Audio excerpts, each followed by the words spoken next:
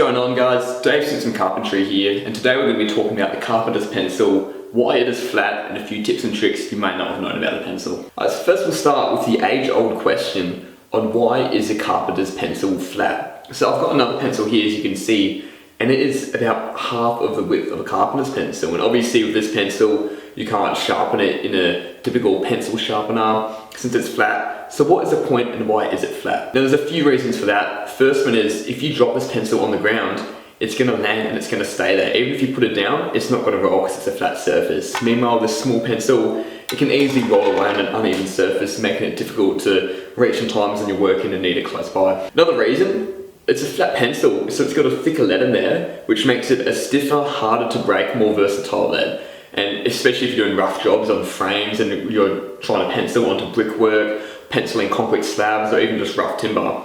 If you're using a small delicate pencil, just a traditional pencil, the lead's most likely going to snap on you. But if you get a big, thicker, flat lead like this, it's a lot more strength in it, and you won't have broken leads, and you won't be needing to sharpen it as often. With the flat pencil too, you can also sharpen it in various different ways to make the lead more approachable for the certain task you're doing. Now with this thicker lead, what I can do is draw all over brickwork as much as I want, and that lead is still fine. I can keep going back, continually right over brickwork, and as you can see there, that lead edge is a lot thinner than what it was before. And this lead is perfect for when I'm doing a nice small line on a bit of timber or whatever I'm marking, so that I can cut it to be as accurate as possible. However, if I use this same lead over this brick, I'll do a few lines of this, and that lead is beginning to blunten out now. I've taken a lot off the top of it, and it's starting to come back to how I had it before. So obviously, depending on what job you're doing, what surface you're marking, and how accurate and detailed you want your cuts, it is a lot to play on how you're going to sharpen your pencil.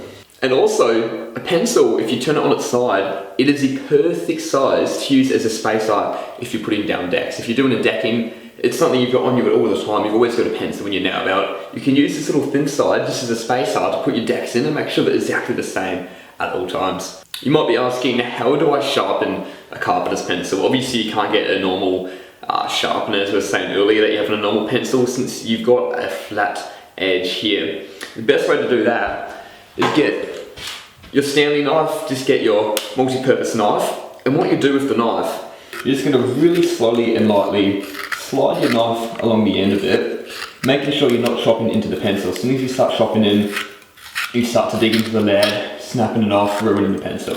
And what you do is you finally come through, get to the lead here, and once you're at your lead, that's when you've got the option to sharpen it whatever way you want. It's a nice little blunt edge right there.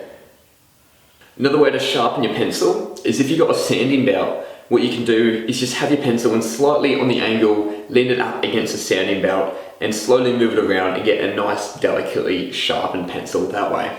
With sharpening pencils too, depending on the job you're doing, is going to depend on how you want to sharpen it. So there's multiple different ways you can do. You can have a really pointy, fine tip, and that's perfect for measuring precise measurements. You'd want the pencil marking on your timber or on whatever you're marking to be as small and thin as possible so you can get the most delicate, accurate marking. If you're marking, let's say, brickwork, concrete slab, something a little bit more rougher, if you have that thin, very point on the edge of your lead, as soon as you write one line on it, your lead's going to snap off and you're going to have to sharpen it again. For that time, you're going to be using more of a blunter edge on your pencil. If it's a little bit blunter, you can just do lines along brickworks, concrete slabs, rough timber, all day long. Another tip that I do, if I'm working all day, what I'll do is sharpen both ends of my pencil, and that way, if I have it in my nail belt, I'm using it, I do a mark and my pencil lead snaps off. Instead of having to stop what I'm doing there, come back to my knife and get a nice sharp pencil again, I can quickly flip it around, mark the other side, and then when I've got some free time later, we're not rushing anymore at work, then I can go back, resharpen the other side and have the pencil ready to go both ways at the same time.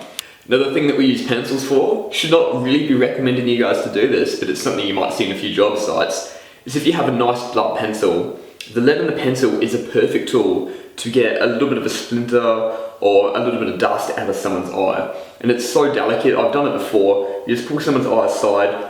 Obviously, don't try this, it's definitely not the smartest thing to do, but but you can just easily get in there, and since the edge is so blunt and it's such a precise edge, you can just pull out whatever's in someone's eye, a bit of shrapnel, a little splinter, take it out, and perfect tool for that.